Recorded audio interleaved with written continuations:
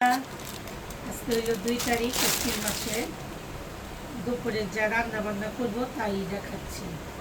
আস্তে আস্তে দেখাও কেমন। আজকে পুঁই শাক দিয়ে চিংড়ি মাছ ভাজি করবো। এই জায়গা পুঁই শাক সুন্দর করে বাছা নিলাম। এখানে মানে আদা রসুন ব্লেন্ডার করব। 1 কেজি রসুন কাটলাম আর 1.5 কেজি আদা।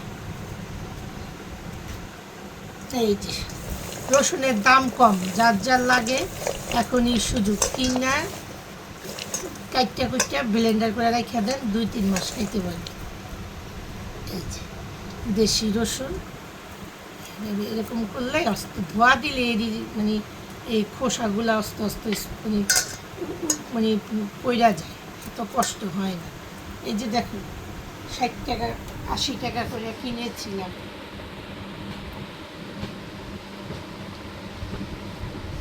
আর এই যে মিষ্টি আলু খাবেন, এই যে মিষ্টি আলু কিনছিলাম 5 কেজি, এখন আর এই কয়টা আছে। আর ওই যে ওদিকে দেখাও সিদ্ধ করবে।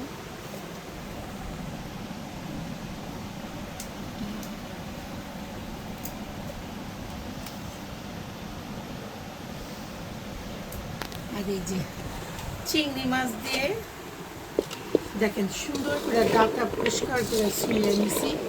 চিংড়ি মাছ দিয়ে ডাটা দিয়ে রান্না করব। কালকে চিংড়ি মাছ কিনে আনছি, আজকে দুপুরে ডাটা চিংড়ি মাছের ঝোল হবে, মিষ্টি আলু সিদ্ধ হবে বিকালে, আর ওই যে পুঁই শাক ভাজি। আর দেখেন কত ময়লা বাইরে গেছে, খাইলাম কতটুক, ফালাইলাম কতটুক। এটি আমি আবার গাছের গোড়ায় সুন্দর করে দিয়ে দিই, এটা লাগাইলে হবে সুন্দর।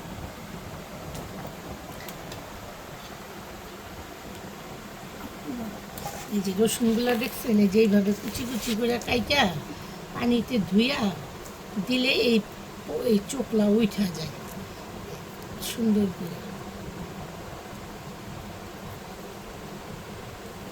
এই যে এইভাবে উঠা যাবে, থাকবে না।